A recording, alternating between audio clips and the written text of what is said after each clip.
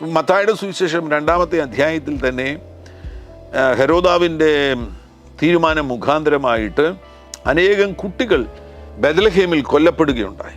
ആ കുട്ടികൾ കൊല്ലപ്പെട്ട സമയത്ത് 17-ാം വാക്യത്തിൽ കാണാൻ കഴിയുന്നുണ്ട്, റാമയിൽ ഒരു ശബ്ദം കേട്ടു, കരച്ചിലും വലിയ നിലവിളിയും തന്നെ. കുട്ടികൾ, സ്വന്തം കുട്ടികൾ ഈ ലോകത്തിൽ നിന്ന് മാറ്റപ്പെടുകയാണെങ്കിൽ അമ്മമാർ കരയത്തില്ലേ? കരച്ചിലും വലിയ നിലവിളിയും തന്നെ. റാഹേൽ മക്കളെ ചൊല്ലി കരഞ്ഞു. അവർ ഇല്ലായികയാൽ ആശ്വാസം കൈക്കൊള്ളുവാൻ മനസ്സില്ലാതിരുന്നു. അവിടെ ആ വേർപാടിൻ്റെ സമയത്ത് തന്നെ കർത്താവ് ആശ്വാസം കൊടുക്കുന്നുണ്ട്, പക്ഷേ ആശ്വാസം സ്വീകരിക്കാൻ മനസ്സില്ല. എനിക്കിതെന്തുകൊണ്ട് സംഭവിച്ചു? എൻ്റെ ജീവിതത്തിൽ ഈ നഷ്ടം എങ്ങനെ സംഭവിച്ചു? ആശ്വാസം സ്വീകരിക്കുവാൻ, കൈക്കൊള്ളുവാൻ മനസ്സില്ലാതിരുന്നു. ഇതാണ് പലപ്പോഴും സംഭവിക്കുന്ന അനേകരുടെ ജീവിതത്തിൽ. അവർക്ക് പ്രിയപ്പെട്ടവർ ഈ ലോകത്തിൽ നിന്ന് വേർപെടുന്ന സന്ദർഭത്തിൽ ദൈവം ആ സമയത്ത് തന്നെ അവർക്ക് ആശ്വാസം കൊടുക്കുവാൻ തയ്യാറാകുന്നു, കൊടുക്കുന്നുണ്ട്. പക്ഷേ അവർക്കത് സ്വീകരിക്കുവാൻ കഴിയുന്നില്ല. അവർ ചോദ്യങ്ങൾ ചോദിക്കുകയാണ്, എന്തുകൊണ്ട് എനിക്കിത് സംഭവിച്ചു?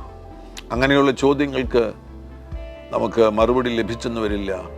പകരം യേശുക്രിസ്തുവിലുള്ള സമ്പൂർണ്ണമാകുന്ന ആശ്രയം പ്രഖ്യാപിച്ചുകൊണ്ട് അവിടുന്ന് നൽകുന്ന ആശ്വാസം നിങ്ങൾ സ്വീകരിക്കുകയാണെങ്കിൽ ക്ഷതങ്ങളിൽ നിന്നും, വേദനകളിൽ നിന്നും, ദുഃഖങ്ങളിൽ നിന്നും നിങ്ങൾക്ക് പുറത്തു വരുവാൻ കഴിയും.